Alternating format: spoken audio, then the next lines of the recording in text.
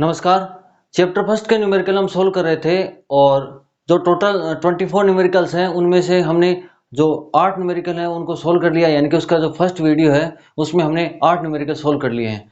अब उसके बाद में अगला है वो न्यूमेरिकल हम देखते हैं कि किसी निकाय में दो आवेश हैं QA बराबर 2.5 गुणा 10 की घात माइनस 7 गुलाम, यानी कि हमें QA का मान दिया हुआ है 2.5 गुणा 10 की घात माइनस 7 गुलाम, और फिर क्यू बी बराबर है -2.5 गुणा 10 की घात माइनस 7 गुलाम, और ये इन दो बिंदुओं पर स्थित है। पहला बिंदु ए है और इसके जो कोऑर्डिनेट है या जिसके इसके जो निर्देशांक है वो है 0 0 -15 सेंटीमीटर। इसका मतलब ये है कि एक्स एक्सिस पे 0 है, वाई एक्सिस पे 0 है, और -15 का मतलब है ये है कागज के तल के लंबवत अंदर की ओर। मान लीजिए ये कागज का तल है और इसके अंदर की ओर इस प्रकार से कितनी दूर पर है, -15 सेंटीमीटर। फिर बिंदु बी है, इसमें एक्स एक्सिस पे 0 सेंटीमीटर, वाई एक्सिस पे 0 और जेड एक्सिस पे कितना है 15 सेंटीमीटर, यानी कि कागज के तल के लंबवत बाहर की ओर कितना सेंटीमीटर है 15 सेंटीमीटर। ये कागज का तल इसके बाहर की ओर कितना है 15 सेंटीमीटर और इसके अंदर की ओर कितना है -15। ठीक है, तो इस प्रकार से ये है कि ये मान लीजिए एक्स एक्सिस है और ये वाई एक्सिस है, तो इसको हम क्या बोलते हैं, इसको बोलते हैं माइनस एक्स एक्सिस, और ये वाई एक्सिस है तो इसको बोलते हैं हम माइनस वाई एक्सिस। ये हो गया जेड एक्सिस, तो ये क्या हो गया माइनस जेड एक्सिस। ये जेड एक्सिस, इसका मतलब ये है कागज के तल के लंबवत लंबवत बाहर की ओर, इसका मतलब ये है, और इसका मतलब है कागज के तल के लंबवत अंदर की ओर। ठीक है, अब हमें ये दो पॉइंट दे रखे हैं तो इन दो पॉइंट को हम दर्शाते हैं। तो मान लीजिए ये क्या है, यहां पर ये है एक्स एक्सिस, ये है वाई एक्सिस और ये है जेड एक्सिस। तो पहला पॉइंट है 0 0 -15, तो -15 किधर आएगा कागज के तल के लंबवत अंदर की ओर।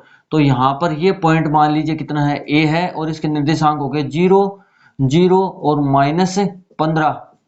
ठीक है, ये कागज के तल के लंबवत अंदर की ओर है। फिर इधर पॉइंट बी, ये मान लीजिए पॉइंट बी है और इसके निर्देशांक कितने हो गए 0 0 और ये हो गया यहाँ पर 15। ठीक है, फिर ये पूछ रहा है निकाय का कुल आवेश। तो हमें पता है कि जो आवेश होता है वो क्या होती है, वो एक अदिश राशि होती है।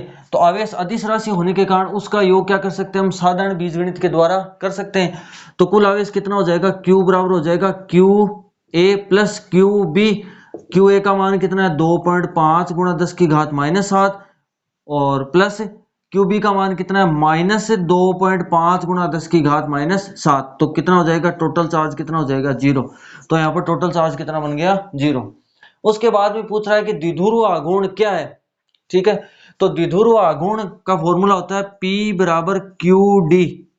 सदिश रूप में लिखें तो P सदिश बराबर कितना हो जाएगा QD सदिश, यानी कि किसी एक आवेश का परिमाण, किसी एक आवेश का परिमाण और दोनों आवेशों के मध्य की दूरी। दोनों आवेश कौन से होने चाहिए, कि द्विध्रुव आघूर्ण किसके लिए होता है, विद्युत द्विध्रुव के लिए होता है। और विद्युत द्विध्रुव की क्या परिभाषा होती है, दो परिमाण में समान परंतु विपरीत प्रकृति के आवेश जो एक दूसरे से अल्प दूरी पर स्थित है। परिमाण में समान परंतु विपरीत प्रकृति के, यानी कि एक माइनस का तो दूसरा क्या होना चाहिए प्लस का, या एक प्लस का तो दूसरा क्या होना चाहिए माइनस का। और इनके मध्य की ये जो दूरी है वो क्या होनी चाहिए अल्प होगी, तो वहां पर क्या बनेगा विद्युत द्विध्रुव। इस विद्युत द्विध्रुव के लिए क्या बनेगा, ये द्विध्रुव आघूर्ण, जहां पर कुल आवेश तो 0 होगा लेकिन इसका द्विध्रुव आघूर्ण कितना हो जाएगा P बराबर QD। और इसकी डायरेक्शन होती है हमेशा -Q से +Q की ओर। इसकी डायरेक्शन होती है -Q से +Q की ओर। तो हमें इसका मान ज्ञात करना है। तो इसका मान ज्ञात करेंगे तो P सदिश बराबर किसी एक आवेश का परिमाण लेंगे तो कोई सा ले ले, चाहे माइनस का ले ले चाहे प्लस का ले ले, दोनों क्या हो जाएंगे प्लस के हो जाएंगे।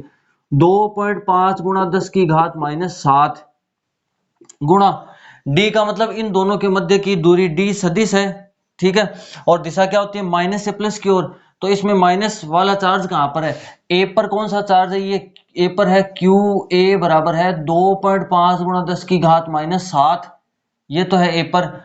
और बी पर चार्ज है QB बराबर है -2.5 गुणा 10 की घात -7 गुलाम। तो द्विध्रुव आघूर्ण की डायरेक्शन होती है माइनस चार्ज से प्लस चार्ज की ओर। तो माइनस चार्ज कौन सा है बी पॉइंट पर, यानी कि जो डी की जो डायरेक्शन आएगी वो आएगी बी से ए की ओर। यानी कि हमें मान ज्ञात करना पड़ेगा बी से ए की ओर, बी से ए की ओर, यानी कि ये ज्ञात करना है। तो ये जो यहाँ पर विस्थापन सदिश है वो मान लीजिए कितना हो गया बी से ए की ओर हो गया RBA सदिश। ठीक है, जिसको हमने किसके बराबर माना है, डी सदिश के बराबर माना है। तो विस्थापन सदिश का मान क्या हो जाएगा, यहां पर ये हो गया प्रथम स्थिति सदिश पहला, यहां पर पोजीशन वेक्टर, और ये हो गया दूसरा। तो अंतिम में से क्या घटा देंगे, प्रारंभिक, यानी कि r a minus r b. R a को वेक्टर रूप में लिखेंगे तो कितना आ जाएगा, 0i प्लस 0j, और यहां पर हो जाएगा -15 माइनस इसका लिखेंगे तो कितना हो जाएगा, 0i प्लस 0j प्लस कितना हो गया 15 इनका तो कोई मतलब नहीं है, -15 और यहां पर आ गया -15 ये हो गया -30 यानी कि इसके मध्य की दूरी तो आ गई 30 सेंटीमीटर, यानी कि बी से ए के मध्य की दूरी कितनी आ गई 30 सेंटीमीटर, और -k ये दर्शा रहा है कि इसकी दिशा होगी ऋणात्मक जेड अक्ष की ओर, यानी कि इसकी डायरेक्शन क्या हो जाएगी, ऋणात्मक जेड अक्ष की ओर। तो हम इसको लिख देंगे, इसका मान तो लिख देंगे 30 सेंटीमीटर का मतलब हो गया 30 गुणा 10 की घात -2, और माइनस के का मतलब हो गया यहाँ पर या तो हम लिखें माइनस और ये लगा दिया के, या फिर हम इसको नहीं लिखकर ऐसे भी लिख सकते हैं, इसकी डायरेक्शन हो जाएगी -जेड अक्ष की ओर या ऋणात्मक जेड अक्ष की ओर या कागज के तल के लंबवत अंदर की ओर, इसकी डायरेक्शन हो जाएगी बी से ए की ओर। इसको सोल्व करेंगे तो कितना हो जाएगा, पी सदिश बराबर हो जाएगा 2.5 गुणा 3 कितना होता है, 2.5 गुणा 3 हो गया 7.5 गुणा 10 की घात -7 गुणा 10 की घात -2, और 3 यहां पर हमने काम में ले लिया तो ये बच गया 10 की घात 1, कितना हो गया, पी सदिश बराबर हो गया 7.5 गुणा 10 की घात -7 और -2 हो गया 10 की घात -9 और +1 हो गया 10 की घात -8, और इसका मात्रक हो जाएगा कूलाम मीटर। आवेश का मात्रक तो क्या हो गया, पी के फॉर्मूले में आवेश का मात्रक कूलाम, और डी यानी कि दूरी का मात्रक कितना हो गया, मीटर, क्योंकि हमने सेंटीमीटर को किस में चेंज कर लिया था, मीटर में कर लिया था। तो यहां पर आ जाएगा -k और यहां भी लिख देंगे -k, या तो आप -k लिखें या इसका परिमाण लिखेंगे तो केवल इतना आएगा 7.5 गुणा 10 की घात -8 कूलम मीटर, और सदिश के रूप में लिखेंगे तो आ जाएगा 7.5 गुणा 10 की घात -8 कूलम मीटर ऋणात्मक जेड अक्ष की ओर, या फिर आप ऐसे लिख सकते हैं इसको। ठीक है, तो ये हमने ज्ञात कर लिया है कि ऐसा कोई निकाय होगा तो उसका द्विध्रुव आघूर्ण कितना होगा, P बराबर 7.5 गुणा 10 की घात -8 कूलाम मीटर। उसके बाद में अगला क्वेश्चन है 4 गुणा 10 की घात -9 कूलाम मीटर का द्विध्रुव आघूर्ण। द्विध्रुव आघूर्ण इसका मतलब हमें किसका मान दिया हुआ है, P का मान दिया हुआ है। 4 गुणा 10 की घात -9 कूलाम मीटर द्विध्रुव है। 5 गुणा 10 की घात 4 न्यूटन पर कूलाम परिमाण के किसी एक समान विद्युत क्षेत्र, यानी कि E का मान दिया हुआ है 5 गुणा 10 की घात 4 न्यूटन पर कूलाम के किसी एक समान विद्युत क्षेत्र। एक समान का मतलब क्या हुआ कि जो विद्युत क्षेत्र लगेगा वो क्या लगेगा, सभी जगह समान रूप से लगेगा। तो यहाँ पर विद्युत क्षेत्र लग रहा है सभी जगह समान रूप से। विद्युत क्षेत्र की दिशा से 30 डिग्री पर संरेखित है। इसका मतलब ये जो द्विध्रुव है वो क्या है, इसके साथ में 30 डिग्री का कोण बना रहा है। यानी कि मान लीजिए ये कोई द्विध्रुव है -q + q, और यहाँ पर ये जो इस E के साथ में, ये किसकी डायरेक्शन है, ये E की डायरेक्शन है, इसके साथ में कोण बना रहा है 30 डिग्री। द्विध्रुव पर कार्यरत बल आघूर्ण, तो द्विध्रुव पर कार्यरत बल आघूर्ण का फॉर्मूला होता है टो बराबर PE sin थीटा। टो बराबर P का मान दिया हुआ है 4 गुणा 10 की घात -9 गुणा E का मान दिया हुआ है 5 गुणा 10 की घात 4 और साइन और थीटा का मान दिया हुआ है 30 डिग्री। इसको सोल्व करेंगे तो 4 गुणा 5 ये कितना हो गया 20 गुणा 10 की घात -9 और 10 की घात 4 ये हो गया 10 की घात -5, और इसका मान हो गया 1/2, ये कट गया तो कितना आ गया 10 की घात 1। तो टो बराबर कितना आ जाएगा 10 की घात 1 और 10 की घात -5 हो जाएगा 10 की घात -4। ठीक है, फिर इसका मात्रक कितना हो जाएगा, तो हम इसका मात्रक ज्ञात भी कर सकते हैं कि इसका मात्रक कितना है कूलाम मीटर। यहाँ पर P का मात्रक है कूलाम मीटर, E का मात्रक है न्यूटन पर कूलाम, ये कैंसिल हो गया तो इसका मात्रक हो गया न्यूटन मीटर। तो टो का मात्रक हो गया न्यूटन मीटर। तो हमें क्या पूछा गया है कि द्विध्रुव पर कार्यरत बल आघूर्ण ज्ञात कीजिए। तो द्विध्रुव पर कार्यरत बल आघूर्ण कितना हो जाएगा 10 की घात -4 न्यूटन मीटर, यानी कि इस द्विध्रुव पर इतना बल युग्म लगेगा या बल आघूर्ण लगेगा। ठीक है, चलिए अगला क्वेश्चन देखते हैं कि ऊन से रगड़े जाने पर पॉलीथीन का टुकड़ा 3 गुणा 10 की घात -7 कूलाम के ऋणावेश से आवेशित पाया गया। तो मान लीजिए ये पॉलीथीन का टुकड़ा है, पॉलीथीन का टुकड़ा, और इसको रगड़ा गया है, इसको रगड़ा गया है ऊन के कपड़े से। तो इसको ऊन के कपड़े से रगड़ा गया, तो इस पर जो चार्ज आया वो चार्ज है 3 गुणा 10 की घात -7 कूलाम। और ये कैसा चार्ज है? ये नेगेटिव चार्ज है, नेगेटिव चार्ज है। फिर ये पूछ रहा है कि स्थानांतरित किस पदार्थ से किस पदार्थ में, कि इलेक्ट्रॉन है वो स्थानांतरित हुए वो कौन से पदार्थ से कौन से पदार्थ में हुए। तो आपको ये पता है कि जहां ये जो बॉडी है वो क्या हो रही है? नेगेटिव चार्ज हो रही है, यानी कि इस पर क्या आ रहे हैं? इलेक्ट्रॉन आ रहे हैं। और इलेक्ट्रॉन किस कारण से आ रहे हैं? ऊन के कपड़े से रगड़े जाने पर। यानी कि ऊन से इलेक्ट्रॉन कहां पर आ रहे हैं? यहाँ पर आ रहे हैं। तो इसका मतलब ये हुआ कि इलेक्ट्रॉनों का जो स्थानांतरण हुआ वो कहां से कहां हो गया? वो हो गया ऊन से किसमें? पॉलीथीन में। तो जो फर्स्ट पार्ट है किस पदार्थ से किस पदार्थ में, तो ऊन से पॉलीथीन में इसका क्या हो गया? स्थानांतरण हो गया। फिर पूछ रहा है कि इलेक्ट्रॉनों की संख्या की, स्थानांतरित इलेक्ट्रॉनों की संख्या। अब इलेक्ट्रॉन स्थानांतरित तो हो गए, लेकिन कितने इलेक्ट्रॉन स्थानांतरित हो गए? तो हम फॉर्मूला काम में लेंगे, Q बराबर एन ई। एन बराबर हो जाएगा Q बट्टा ई, क्योंकि हमें क्या चाहिए? एन चाहिए। Q की वैल्यू दे रखी है 3 गुणा 10 की घात -7। यहाँ पर माइनस या प्लस नहीं लगाना है, क्योंकि हमें क्या ज्ञात करनी है? इलेक्ट्रॉनों की संख्या ज्ञात करनी है, और संख्या माइनस में नहीं होती है। ई का मान कितना होता है? 1.6 गुणा 10 की घात -19। तो यहाँ से n बराबर कितना आ जाएगा? 3 बट्टा 1.6 गुणा 10 की घात -7 गुणा 10 की घात, और ये -19 ऊपर जाएगा तो क्या हो जाएगा? प्लस का 19। n बराबर 3 में 1.6 का भाग देंगे तो लगभग आएगा 1.85, और ये हो जाएगा 10 की घात 12।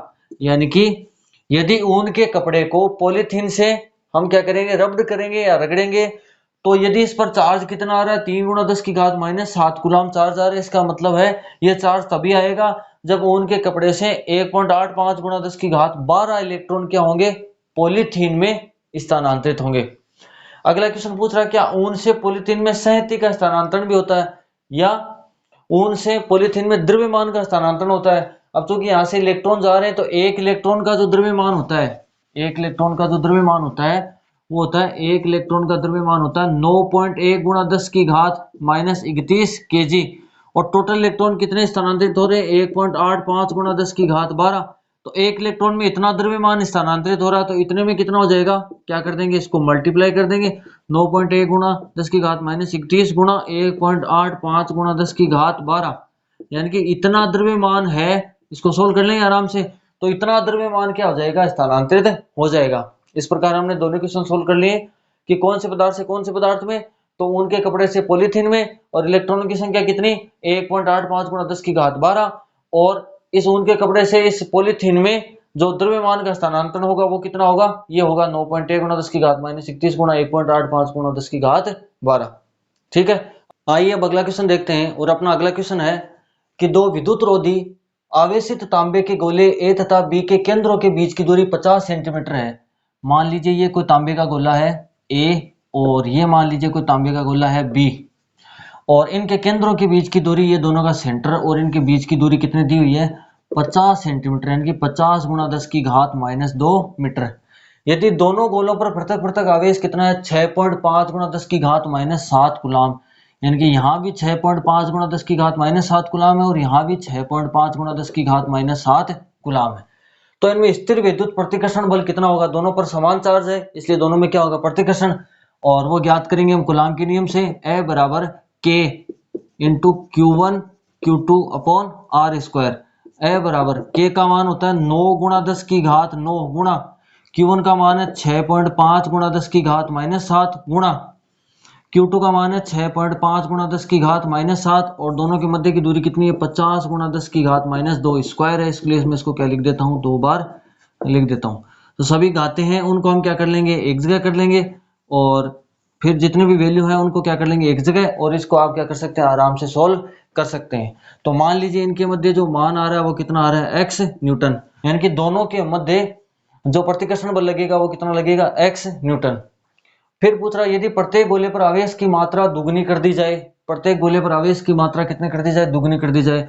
यानी कि Q1 है उसका मान क्या कर दिया जाए? 2 Q1, और Q2 है उसका मान कर दिया जाएगा 2Q2 तथा गोलों के बीच की दूरी क्या कर दी जाए आधी, यानी कि R का मान क्या कर दिया जाए R का आधा। R का मान क्या हो गया आधा। तो प्रत्येक गोले पर कितना बल लगेगा, तो यहां पर देखिए कि ऐसा कैसा Q1 का मान क्या हो गया 2Q1, Q2 का मान हो गया 2Q2 बट्टा R का मान कितना हो गया R बट्टा 2 का होल स्क्वायर। इसको सोल्व करेंगे तो A बराबर कितना आ जाएगा K 2 गुणा 2 कितना हो गया 4Q1 Q2 बट्टा R स्क्वायर, और ये 2 का स्क्वायर कितना हो जाएगा 4, और 4 क्या चला जाएगा ऊपर चला जाएगा। तो A बराबर कितना हो गया 4 गुणा 4 कितना हो गया 16 गुणा K Q1 Q2 बट्टा R स्क्वायर। अब K Q1 Q2 बट्टा R स्क्वायर का मान हमने यहाँ पर क्या कर लिया है ज्ञात कर लिया है। उस मान को केवल केवल किसे गुणा करना है 16 से गुणा करना है। तो उस मान को यदि हम 16 से गुणा कर देंगे तो वहां पर जो प्रतिकर्षण बल लगेगा वो क्या हो जाएगा उसका पहले का 16 गुणा हो जाएगा। यानी कि प्रत्येक गोले पर कितना बल लगेगा, तो प्रत्येक गोले पर कितना बल लगेगा पहले का कितना हो जाएगा 16 गुणा। कब, जब उनके आवेशों को तो क्या कर दिया जाएगा दुगना कर दिया जाएगा, और उनके मध्य की जो दूरी है उसको क्या कर दिया जाएगा आधा कर दिया जाएगा। चलिए अब अगला क्वेश्चन देखते हैं कि ये जो ऊपर वाला क्वेश्चन दिया हुआ है उसमें यदि कोई अनावेशित गोला पहले तो पहले गोले के संपर्क में, अपने पास में दो आवेशित गोले हैं, ये दो आवेशित गोले हैं, ये मान लीजिए A है और ये मान लीजिए यहाँ पर मैंने ले लिया एक बार ये ले लिया B, दोनों क्या है आवेशित है।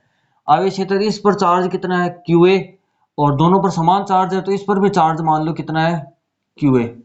ठीक है, जो QB जो चार्ज है उसको मैंने क्या मान लिया QA। अभी मैंने Q1 Q2 लिए थे तो Q1 Q2 भी हम क्या कर सकते हैं ले सकते हैं। तो कोई अनावेशित गोला है अनचार्ज कोई स्फेयर है उसको पहले तो पहले गोले के संपर्क में लाएंगे, तो इस QA के संपर्क में ये मान लीजिए A गोला जिसका चार्ज कितना है QA, इसके संपर्क में हम लाएंगे कोई अनावेशित गोला। ठीक है, अनावेशित गोले पर चार्ज नहीं होगा, चार्ज नहीं होगा तो ये मान लीजिए कोई अनावेशित गोला कौन सा C है। जैसे हम इसके संपर्क में इसको लाएंगे इस पर दोनों में क्या होगा आवेशों का पुनर्वितरण होगा, और आवेशों का पुनर्वितरण इस प्रकार से होगा कि दोनों पर क्या आ जाएगा समान चार्ज आ जाएगा। तो दोनों पर समान चार्ज आएगा तो कितना आएगा, इस पर चार्ज कितना है QA और इस पर चार्ज कितना है 0, तो दोनों पर समान करेंगे तो क्या हो जाएगा दोनों को जोड़कर किसका भाग दे देंगे 2 का, तो दोनों पर चार्ज कितना आ जाएगा QA बटा 2 QA बटा 2, यानी कि अब ये भी क्या हो जाएगा चार्ज। तो यानी कि पहले गोले पर चार्ज आ जाएगा QA बट्टा 2, और तीसरा जो अनावेशित गोला था उस पर चार्ज कितना आ जाएगा QA बट्टा 2। क्या दिया है कि पहले तो पहले गोले के संपर्क में ये जो अनचार्ज था यहाँ पर अनचार्ज इसको लाए, दोनों में आवेशों का पुनर्वितरण होगा, और पुनर्वितरण इस प्रकार से होता है कि दोनों में क्या आ जाएगा संपर्क में लाने पर दोनों में जो आवेश का वितरण क्या होगा वो समान रूप से होगा। तो इस पर तो चार्ज कितना है QA, इस पर चार्ज नहीं है तो दोनों को जोड़कर हमने किसका भाग दे दिया 2 का, तो दोनों पर अब जो नया जो आवेश आया वो कितना आ गया इस पर QA बटा 2 आ जाएगा, और इस पर भी कितना आ जाएगा QA बटा 2। ये C जो अनावेशित गोला वो है और ये है A। फिर कह रहा है तत्पश्चात दूसरे गोले के संपर्क में लाकर अब क्या करेंगे C को किसके संपर्क में लाएंगे B के संपर्क में लाएंगे, C को किसके संपर्क में लाएंगे B के संपर्क में। तो यहां पर देखिए C को B के संपर्क में लाएंगे तो क्या होगा, ये यहां पर A था और ये क्या है C है। इस C को B के संपर्क में, तो B पर चार्ज कितना है B पर चार्ज है QA ही है, दोनों पर समान था, और ये C है और इस पर चार्ज कितना है QA बट्टा 2 है। इन दोनों को संपर्क में लाएंगे तो इनमें भी आवेशों का क्या होगा पुनर्वितरण होगा, दोनों पर क्या आ जाएगा समान चार्ज आ जाएगा। तो समान चार्ज आ जाएगा तो दोनों को क्या कर देंगे दोनों के चार्ज को जोड़कर किसका भाग दे देंगे 2 का भाग दे देंगे। तो ये कितना हो जाएगा 2QA प्लस QA कितना हो गया 3QA बट्टा 2, और ये कितना हो जाएगा 1 बटा 2, तो कितना आ गया 3QA बट्टा 4। यानी कि अब B और C पर, ये जो B है और C है इस पर चार्ज कितना आ जाएगा 3QA बट्टा 4 और 3QA बट्टा 4। ठीक है, तो अब अपने पास में जो गोले हैं उन पर चार्ज कितना हो जाएगा, तो मैं एक बार पुनः उसको लिख देता हूं। पहला गोला था उसके पास में जो तीसरा अनावेशित गोला आया तो इसके पास में चार्ज आ गया QA बट्टा 2 और C के पास में आ गया QA बट्टा 2। C को फिर B के संपर्क में लाए तो दोनों पर चार्ज आ गया 3QA बट्टा 4, यानी कि B पर जो चार्ज आया वो कितना आ गया वो आ गया 3QA बट्टा 4, और C पर कितना आ गया C पर आ गया 3QA बट्टा 4। अब देखिए आगे क्या पूछ रहा है, अंत में दोनों से हटा लिया जाता है A व B के बीच में नया प्रतिकर्षण बल कितना लगेगा। तो ये A है और ये क्या है B है, दोनों के मध्य की दूरी कितनी है 50 गुणा 10 की घात -2 मीटर। यहाँ पर इस क्वेश्चन में दी हुई थी। और अब क्या करना है, दोनों के मध्य प्रतिकर्षण बल का मान ज्ञात करना है। तो कितना हो जाएगा, F बराबर K, पहला गोले का चार्ज हो जाएगा QA/2 और दूसरे का हो जाएगा 3QA/4, ठीक है। और बट्टा कितना हो जाएगा R²। ए बराबर कितना हो जाएगा KQA इंटू QA बट्टा कितना आ गया R²। और ये आ गया यहाँ पर 3/4 गुणा 2 कितना आ गया 3/8। तो ए बराबर 3/8 गुणा 9 गुणा 10 की घात 9 गुणा 6.5 गुणा 10 की घात -7 गुणा 6.5 गुणा 10 की घात -7 और बटा R² 50 गुणा 10 की घात -2 50 गुणा 10 की घात -2। यानी कि ये मान हमने पहले ज्ञात कर लिया था और इसको हमने कितना माना था x न्यूटन। और ये कहा था ना कि आप इसको क्या कर सकते हैं, आराम से सोल्व कर सकते हैं। तो ये मान तो आएगा x न्यूटन और ये जो अब नया प्रतिकर्षण बल आएगा वो क्या आएगा x न्यूटन का 3/8 गुणा आएगा। तो जो भी मान आए उसको किससे गुणा करना, 3/8 से गुणा करेंगे तो यहाँ पर a व b के बीच में नया प्रतिकर्षण बल आराम से आ जाएगा। ठीक है, अगला क्वेश्चन देखते हैं। अगले क्वेश्चन में दो प्लेटें हैं, उन दोनों प्लेटों पर इस पर चार्ज कितना है प्लस है और इस पर चार्ज कितना है माइनस है। यहां से क्या करते हैं, दो पार्टिकल हैं, यहां पर दो पार्टिकल ये है और एक पार्टिकल ये, यानी कि 3 कण हैं, वो क्या करते हैं गुजरते हैं। 3 कण, 3 जो कण है वो क्या करते हैं यहां से गुजरते हैं। तो 3 जो पार्टिकल है वो जाएंगे, तो यहाँ पर ये जो 2 पार्टिकल है वो तो इधर चले जाते हैं, एक पार्टिकल क्या चला जाता है इधर चला जाता है। तो यहाँ पर जो चार्ज है, ये जो पार्टिकल है, ये पूछ रहा है कि इसके चिन्ह क्या होंगे। तो यहाँ पर देखिए, अगर जो चार्ज प्लस के पास में आ रहा है इसका मतलब वहां पर प्लस के पास में कौन सा चार्ज आ सकता है, प्लस के पास में माइनस आ सकता है। इसलिए यहाँ पर ये दोनों जो चार्ज हैं वो तो क्या हो जाएंगे माइनस, यानी कि जो पार्टिकल 1 और 2 है उन पर जो आवेश होगा वो क्या होगा नेगेटिव होगा। फिर ये जो यहाँ पर जो पार्टिकल है वो क्या कर रहा है, इस माइनस की प्लेट से क्या हो रहा है इधर माइनस की ओर आ रहा है। तो माइनस की ओर कौन सा चार्ज आएगा, माइनस की ओर तो कोई धनावेशित कण या पॉजिटिव पार्टिकल ही आएगा। तो यहाँ पर जो नंबर 3 जो पार्टिकल है वो क्या हो जाएगा यहाँ पर पॉजिटिव चार्ज हो जाएगा, यानी कि प्लस है वो प्लस वाले से क्या जाएगा दूर जाएगा और माइनस की ओर आएगा। इसलिए ये तो हो जाएगा पॉजिटिव पार्टिकल और ये दोनों क्या हो जाएंगे नेगेटिव पार्टिकल हो जाएंगे। फिर ये पूछ रहा है कि इन तीनों पार्टिकल में से Q/m होता है आवेश सहती नियतांक बोलते हैं इसको, आवेश और पार्टिकल का जो द्रव्यमान है उसको क्या बोलते हैं सहती। इन दोनों का जो नियतांक है वो किसका अधिक होगा। अब ये पूछ रहा है कि इन तीनों में से, तीनों पार्टिकल में से 1 2 और 3 में से किसका Q/m क्या होगा अधिक होगा। तो यहां पर देखिए कि मान लीजिए इसका जो y दिशा में विस्थापन है, पार्टिकल का y दिशा में विस्थापन है, उसका समीकरण हम लिखते हैं। एक तो हो जाएगा x दिशा में और एक हो जाएगा y दिशा में। हम क्या करते हैं y दिशा में इसका विस्थापन लिखते हैं। तो फॉर्मूला क्या होता है, s बराबर ut प्लस 1/2 at², न्यूटन की गति का क्या हो गया द्वितीय समीकरण। तो यहाँ पर y दिशा में है तो इसलिए मैं यहाँ पर क्या लिख देता हूँ y लिख देता हूँ।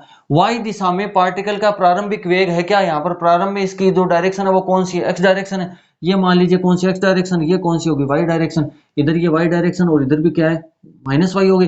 तो यहाँ पर y दिशा में इसका प्रारंभ में वेग है क्या, प्रारंभ में y दिशा में कोई भी किसी प्रकार का वेग नहीं है, इसलिए कितना हो जाएगा 0 × t प्लस 1/2 a y दिशा में त्वरण और क्या आ जाएगा t²। तो y बराबर कितना आ जाएगा 1/2। अब देखिए न्यूटन की गति का द्वितीय नियम F बराबर कितना होता है ma, और F का फॉर्मूला हम विद्युत क्षेत्र के रूप में लिखेंगे तो कितना हो जाएगा, F बराबर हो जाएगा QE बराबर हो जाएगा ma। यहां से a का मान कितना हो जाएगा QE/m। ये मान क्या करेंगे हम यहाँ पर रख देंगे तो कितना हो जाएगा 1/2 QE/m इंटू क्या आ गया t²। हमें क्या देखना है कि Q/m किसका अधिक होगा। तो यहाँ पर आ गया Q/m, यानी कि Q/m किसके समानुपाती है y के, यानी कि इसको हम सीधा सीधा लिखेंगे कि y समानुपाती किसके Q/m के। इसका मतलब ये हुआ कि जिसका विस्थापन अधिक होगा उसका Q/m क्या होगा सबसे ज्यादा होगा। क्वेश्चन में क्या पूछा जा रहा है कि आवेश संहति नियतांक है वो किसका अधिक होगा। ठीक है, तो यहाँ पर जो नेगेटिव पार्टिकल का अधिक होगा या पॉजिटिव पार्टिकल का अधिक होगा, क्योंकि यहाँ पर जो पॉजिटिव पार्टिकल है उसका विस्थापन क्या हो रहा है सबसे अधिक हो रहा है। तो सबसे अधिक हो रहा है तो उसका एक Q/m क्या होगा अधिक होगा। तो यहाँ पर सबसे अधिक Q/m किसका होगा, सबसे अधिक Q/m होगा जो थर्ड पार्टिकल है ना उसका होगा थर्ड पार्टिकल कौन सा है, थर्ड पार्टिकल है पॉजिटिव, यानी कि धनावेशित कण का Q/M क्या होगा, सबसे अधिक होगा। ठीक है, इस प्रकार हम क्वेश्चन नंबर 9 से लेकर क्वेश्चन नंबर 14 तक इसको सोल्व कर चुके हैं। आगे के वीडियो में हम अगले क्वेश्चन को सोल्व करेंगे। आशा करता हूं आपको ये वीडियो पसंद आया होगा और आपको समझ में आया होगा। अगर इसमें कुछ प्रॉब्लम है तो आप कमेंट में पूछ सकते हैं। धन्यवाद।